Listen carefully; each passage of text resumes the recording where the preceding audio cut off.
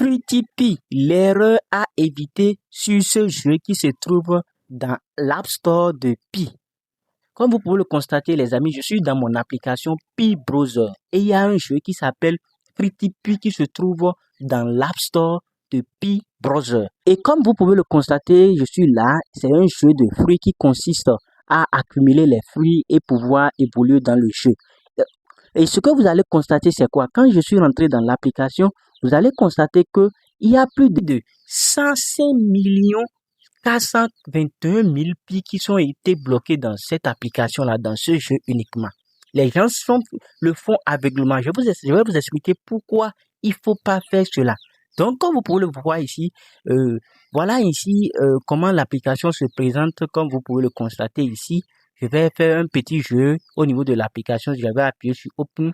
Vous allez voir comment cela se passe. Je vais appuyer sur Open. Je vais jouer pour que vous puissiez voir. C'est un jeu qui va vous permettre simplement de vous distraire. Mais beaucoup de personnes font l'erreur par rapport à ce jeu-là. Donc, le jeu va se télécharger. Donc, je vais simplement aller en mode free et je vais appuyer sur Play. Donc, comme vous pouvez le voir, l'objectif de ce jeu, c'est d'accumuler des boules qui vont se toucher entre eux.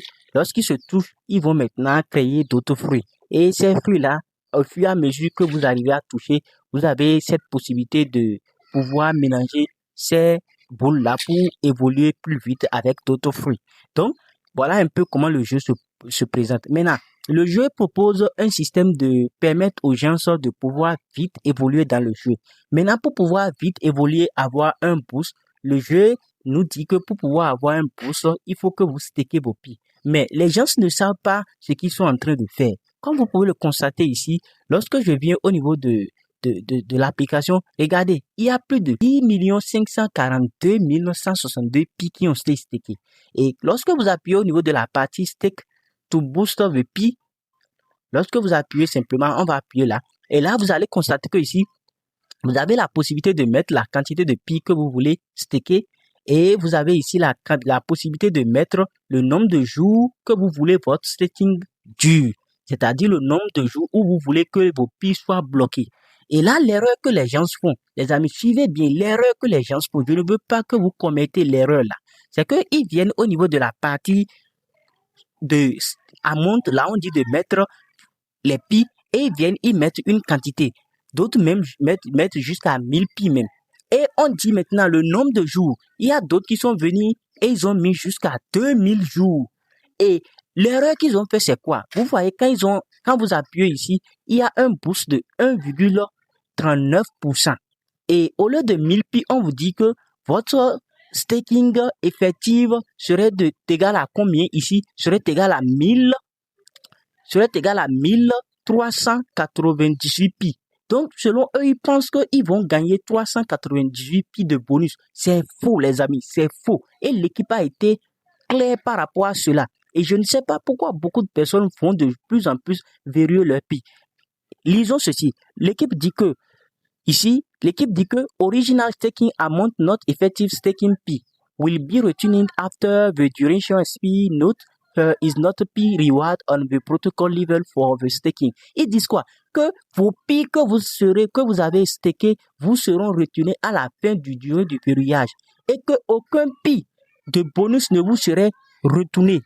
Seulement, c'est vos pi que vous avez stacké initialement qui vous seraient retournés. Ne faites pas l'erreur là et allez bloquer vos pi pendant des années et vous serez incapable de les récupérer. L'équipe a été claire, il n'y aura pas de bonus qui vous serait versé en stackant vos pi, mais seulement que vous aurez des bonus ici de boost pour pouvoir vite évoluer dans le jeu.